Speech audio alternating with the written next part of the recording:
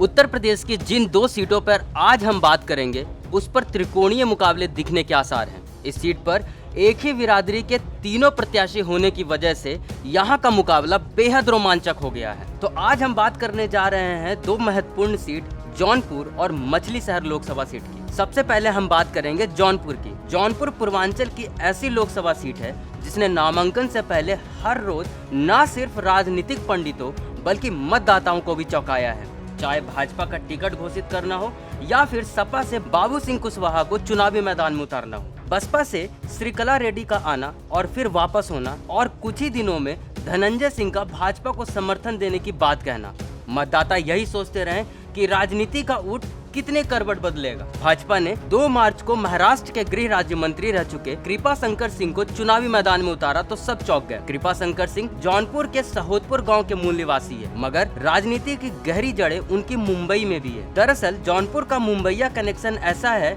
कि लगभग हर छठे घर से एक आदमी मुंबई में है। इधर धनंजय सिंह ने चुनाव लड़ने की तैयारी की, मगर नमामि गंगे के प्रोजेक्ट मैनेजर के अपहरण और रंगदारी वसूलने के एक मामले में 6 मार्च को जौनपुर की विशेष अदालत ने दोषी मानते हुए उन्हें 7 साल की सजा सुना दी। तो ऐसे में वह चुनाव की दौड़ से बाहर हो गए। इससे समीकरण फिर बदल गए। इसी बीच बहुजन समाज पार्टी ने मौजूदा सांसद श्याम सिंह यादव का टिकट काटकर धनंजय सिंह की पत्नी श्रीकला रेड्डी को मैदान में उतार दिया। मुकाबले में फिर जान आ गई, मगर फिर 6 मई को बसपा ने श्रीकला का भी टिकट काट दिया और मौजूदा सांसद श्याम सिंह यादव को मैदान में उतार दिया। इसी तरह पूर्वांचल की दूसरी सबसे बड़ी सीट मछली शहर, इस लोकसभा सीट पर जातीय मुद्दा नहीं बल्कि इसका प्रमुख कारण है सरोज टाइटल। जी हाँ, हम बात कर रहे हैं मौजूदा सांसद बीपी सरोज और सपा से प्रिया सरोज एवं बसपा से कृपा शंकर सरोज की। भाजपा ने पिछले चुनाव में इस सीट पर मात्र 181 वोट से जीत हासिल की थी और इस बार जीत का आंकड़ा कुछ बड़ा होने को दिख रहा है। यहाँ भी मुकाबला 2 दलों के बीच ही सिमटता दिखाई दे रहा है। मछली शहर के मतदाताओं ने हर दल को आजमाया है। पहले 3 चुनाव में कांग्रेस, इसके बाद बीएलडी, जनता पार्टी,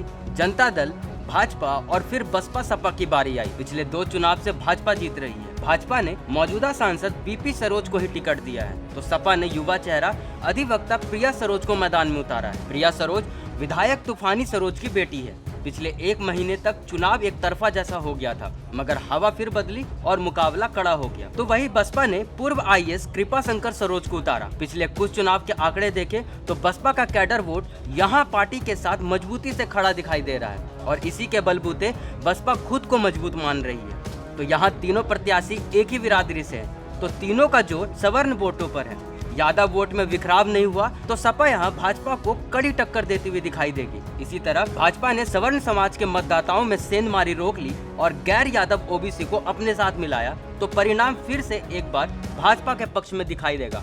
इसके अलावा जिसे भी जीत चाहिए उसे दलित वोट बैंक से एक हिस्सा अपनी ओर लाना होगा। खैर, इसका फैसला तो 4 जून को ही हो पाएगा। इस वीडियो में इतना ही। इस वीडियो पर अपनी राय देना ना भूलें और इसी तरह के खबरों को जानने के लिए हमारी YouTube channel IBC 24 UP UK को सब्सक्राइब जरूर करें। नमस्कार।